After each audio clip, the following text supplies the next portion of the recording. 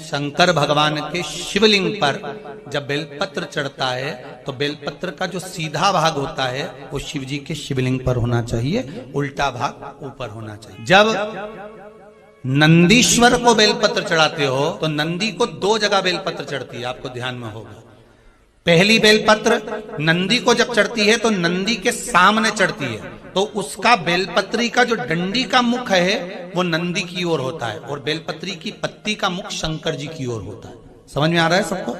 डंडी का मुख, जैसे नंदी ऐसे बैठा है तो डंडी का मुख नंदी की ओर होगा, पत्ती का मुख शिव के, और ये सीधी की सीधी नंदी के सामने नीचे रखा जाती है, नंदी के सामने। और एक बेलपत्र जब नंदी के ऊपर चढ़ती है तो डंडी का मुख शिव जी के ऊपर होता है और इस पत्ती का मुख नंदी के सिर पर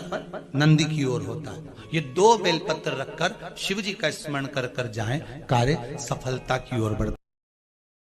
जब जीवन में कहीं समस्या खड़ी हो जाए, कहीं बहुत विकट समस्या है और कोई हल ना मिल रहा हो,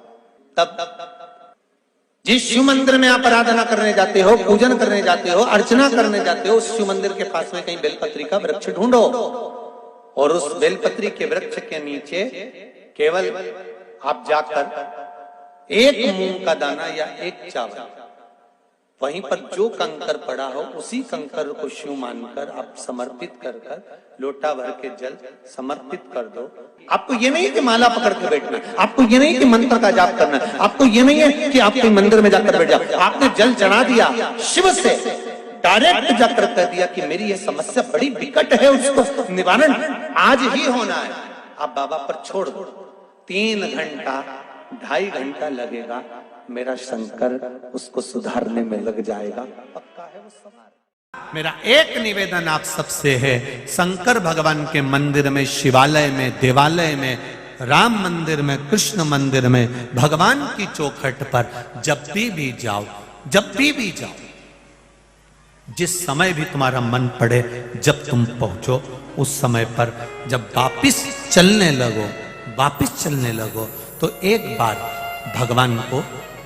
या तो पलट कर देख लो या फिर उसकी देहली पर, उसकी चौखट के बाहर, उसके द्वार पर या उसके मंदिर में या देवालय में एक क्षण के लिए बैठ जाओ, कुछ देर के लिए बैठो उसकी चौखट पर। क्या होगा? हम मंदिर में जाकर, देवालय में जाकर इसलिए बैठते हैं कि वहां से थोड़ी एनर्जी हमको मिल जाए और वो एनर्जी हमारी दिन भर चले, वो ऊर्जा हमारी